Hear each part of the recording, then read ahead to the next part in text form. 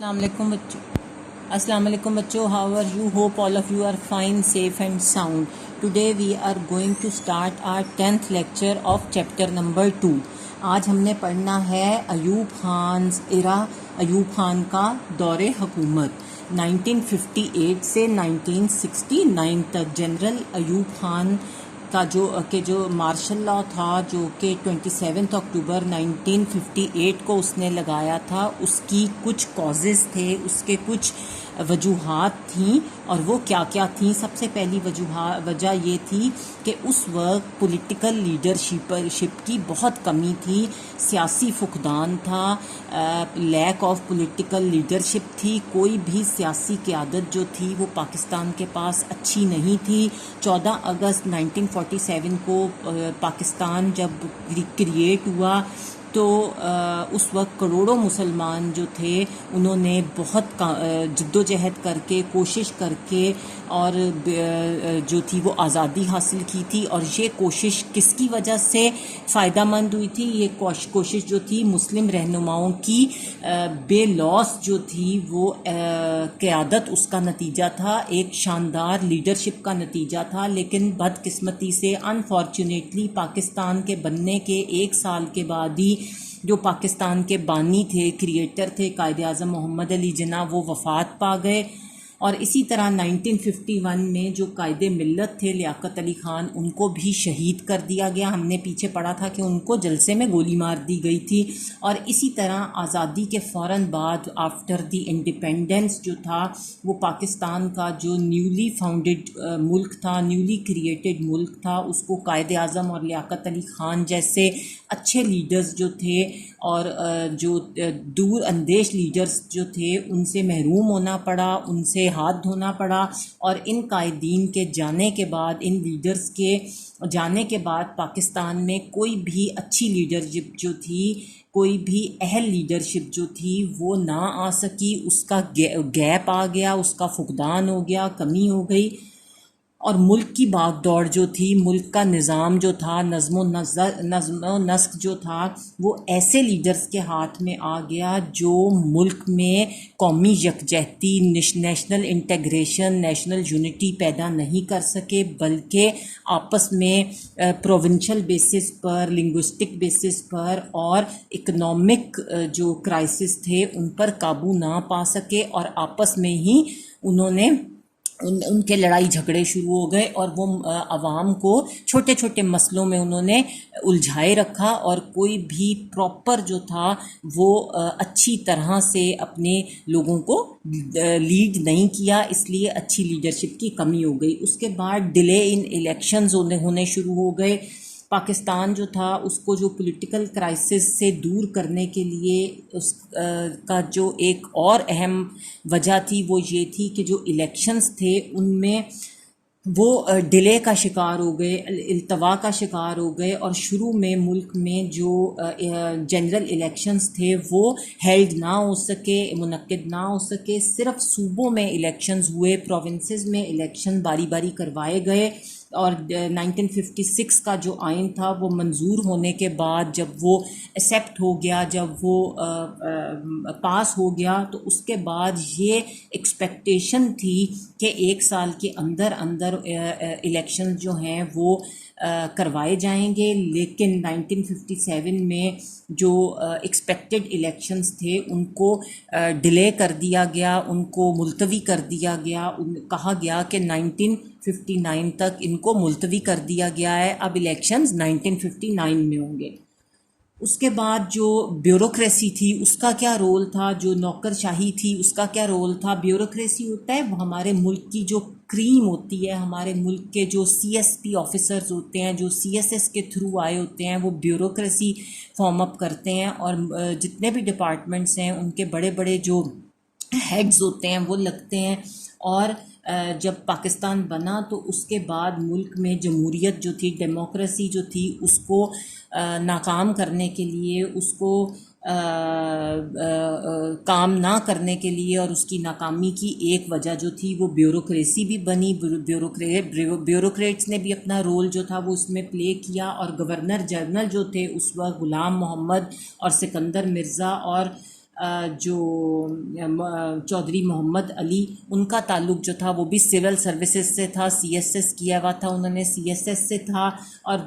مجموعی طور پر کلیکٹیولی جو بیوروکریسی تھی اس نے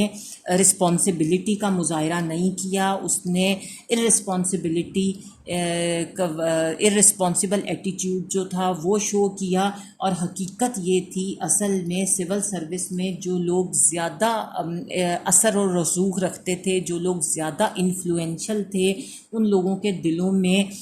لیڈرشپ کی، اقتدار کی ہوس تھی کہ ہم لیڈرشپ، ہم جو ہے وہ ملک کا اقتدار سنبھال لیں. اور اس صورتحال میں جو مارشل لا تھا اس کا راستہ جو تھا وہ ہموار ہو گیا، مارشل لا لگ گیا. اس کے بعد جو تھا وہ پارلیمنٹری سسٹم جو تھا اس کو فیلئر فیس کرنا پڑا. 14 اگست 47 سے لے کر 17 اکتوبر 1958 تک پاکستان میں پارلیمنٹری سسٹم جو تھا وہ نافذ رہا، وہ چلتا رہا، اور پہلے 11 برسوں میں نظام جو تھا وہ مکمل طور پر فیلئر اس نے فیس کیا. اور جو پارلیمنٹری سسٹم تھا اس کی جو فیلئر تھا اس کا اندازہ ہم اس بات سے لگا سکتے ہیں کہ شروع کے 11 سالوں میں 4 گورنر جنرل جو تھے ان کے تحت 7 منسٹریز جو تھیں وہ تشکیل دی گئیں، اور ان میں مسٹر آئی چندریگر جو تھے ان کی وزارت سب سے چھوٹی تھی، اور وہ صرف 2 ماہ چل سکی، 2 ماہ کے لیے تھی، فار 2 months تھی. اور اس سیاسی انسٹیبلٹی کا جو نتیجہ تھا، اس کے نتیجے میں اس کی وجہ سے معاشی اور ہمارا سیاسی جو کرائسس تھا وہ ملک میں آ گیا. اور ان حالات سے مارشل لا کا جو نفاذ تھا، مارشل لا کی جو امپلیمنٹیشن تھی، اس کو بہت زیادہ ہیلپ ملی، اس کی بہت زیادہ حوصلہ افزائی ہوئی. اس کے بعد ہمارا جو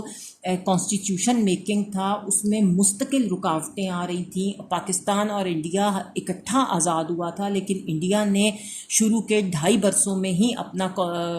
جو تھا آئین وہ بنا لیا، لیکن پاکستان جو تھا اس نے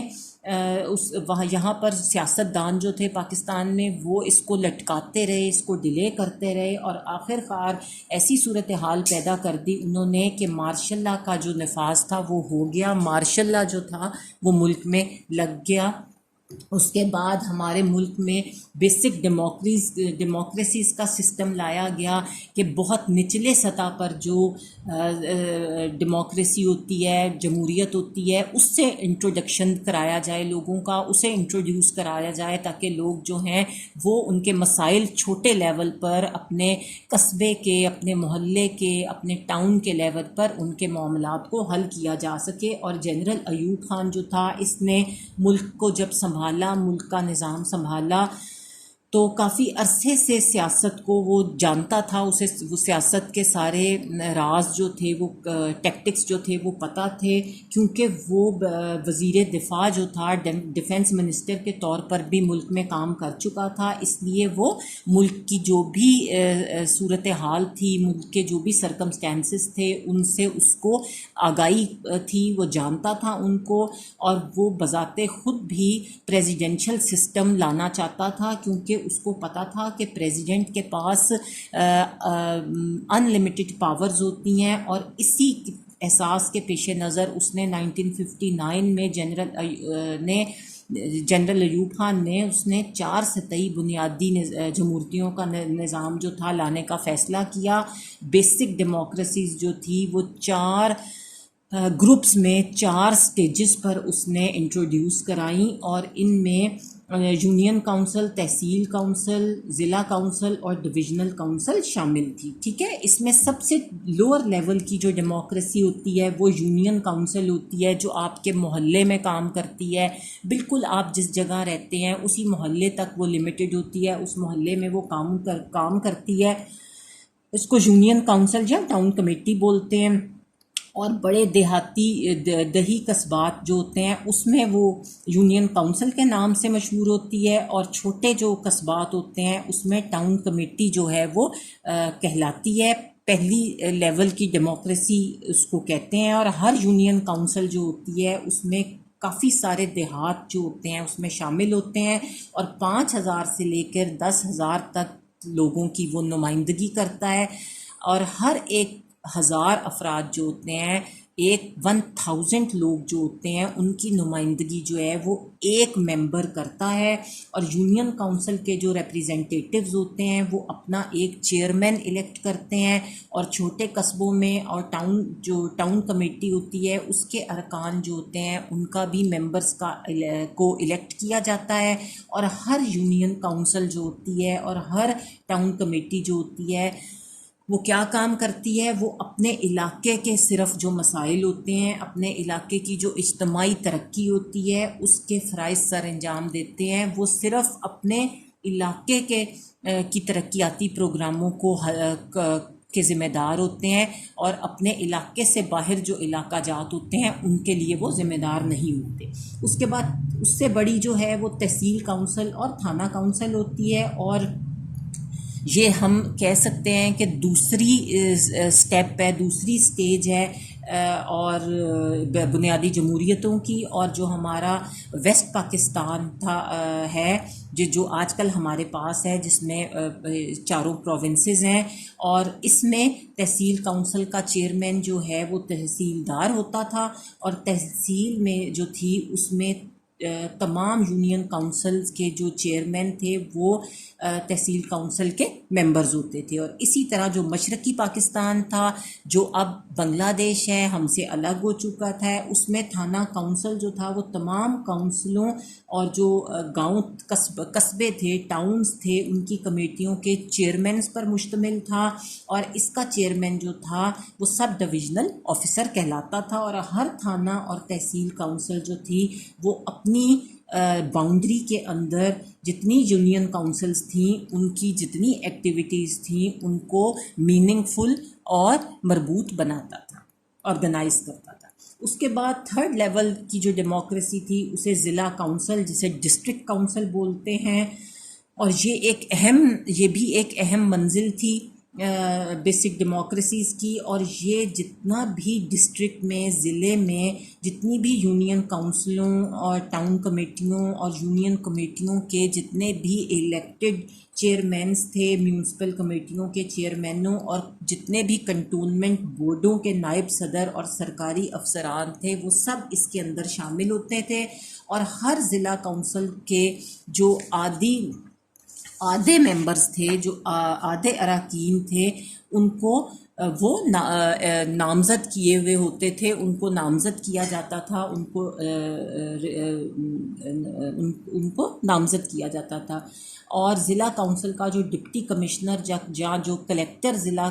کونسل کا چیئرمین ہوتا تھا، ٹھیک ہے، جو آپ کے ڈسٹرکٹ کا ڈپٹی کمشنر تھا یا جو کلیکٹر تھا وہاں کا، وہ ضلع کونسل کا چیئرمین ہوتا تھا۔ اس کے بعد ڈویژنل کونسلر جو تھی یہ آخری سیڑھی تھی، سب سے بڑی جو تھی وہ سیڑھی تھی، اور ہر ڈویژنل کونسل جو تھی وہ سرکاری اور منتخب جو ریپریزنٹیٹیوز تھے ان پر مشتمل ہوتی تھی، اور ڈسٹرکٹ کونسلوں کے جتنے بھی چیئرمینز تھے اپنے عہدے کے آرڈر میں، اپنے عہدے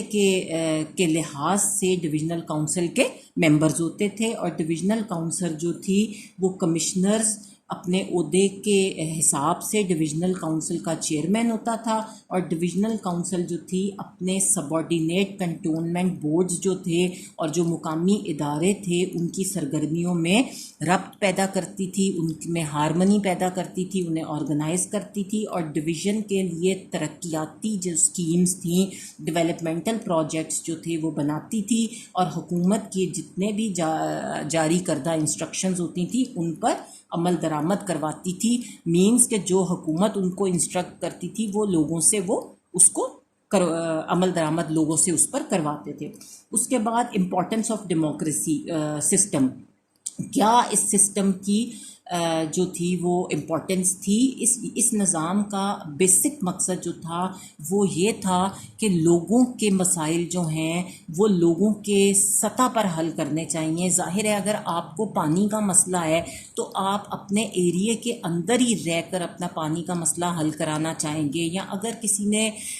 نکاح کیا ہے تو وہ چاہے گا کہ اپنی بیٹی کا نکاح کیا ہے تو وہ رجسٹر جو ہے وہ اپنے علاقے میں ہی کرائے، یہ نہیں کہ اسے پنڈی جا کے کرانا پڑے یا اسے بھاولپور جا کر کرانا پڑے یا اسے اسلام آباد جا کے کرانا پڑے. تو اس سسٹم کا مقصد ہی یہ تھا کہ جو لوگ ہیں وہ اپنے مسائل جو ہیں وہ عوامی سطح پر حل کریں, اپنے لیول پر حل کریں, اور اس نظام میں گاؤں محلے کے جتنے بھی عوامی نمائندوں کا انتخاب کیا جاتا تھا, اور یہ نمائندے جو تھے اپنے علاقے کے, چونکہ اسی علاقے سے ہوتے تھے جہاں کے لوگوں کے لیے وہ ہوتے تھے, تو وہاں کے مسائل کا ان کو اندازہ ہوتا تھا, اور یہ ریپریزنٹیٹیو جو تھے یہ آنسریبل بھی تھے لوگوں کو. اور اس نظام کے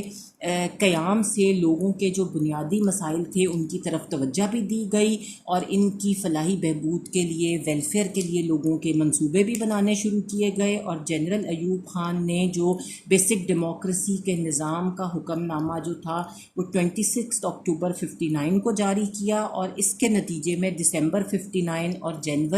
جنوری 60 میں ملک میں انتخابات ہوئے بیسک ڈیموکریسیز کے لیے, جس میں 80,000 نمائندوں کو, یہ کوسچن بہت آتا ہے کہ کتنے نمائندے جو تھے وہ منتخب کیے گئے, تو 80,000 نمائندوں کو منتخب جو تھا وہ کیا گیا. اور فیبرری 1960 میں ان نمائندوں نے جنرل ایوب خان پر اپنا کانفیڈنس جو تھا اس کا اظہار کیا, کانفیڈنس شو کیا, اور اس طرح 17 فروری 1960 کو جنرل ایوب خان نے صدر پاکستان کی حیثیت سے حلف اٹھایا, وہ صدر منتخب ہو گئے پاکستان.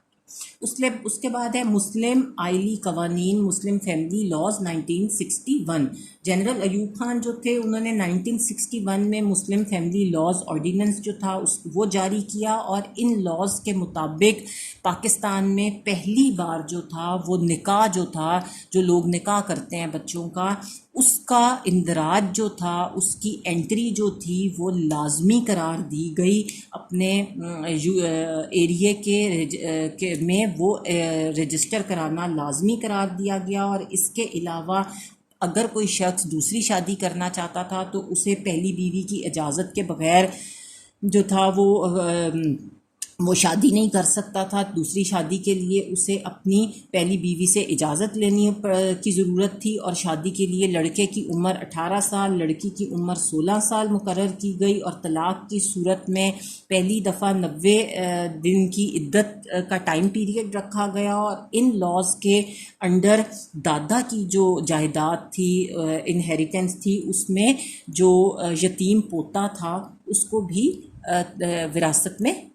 حق دیا گیا, اس سے پہلے نہیں تھا. اور جو یہ فیملی لاز تھے ان میں پہلی بار جو تھی وہ پاکستان میں لا میکنگ کی گئی, جس کا مطلب تھا کافی عرصے سے خواتین,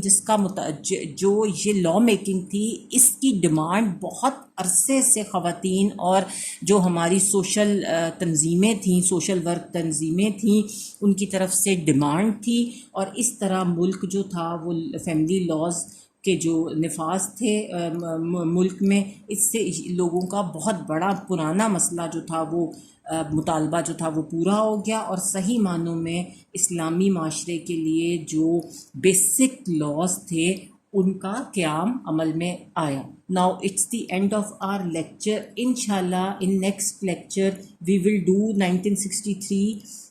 salient features of Constitution of 1962 کے آئین کی خصوصیات. یہ ہمارے ملک کا دوسرا آئین ہے. Till then اللہ حافظ.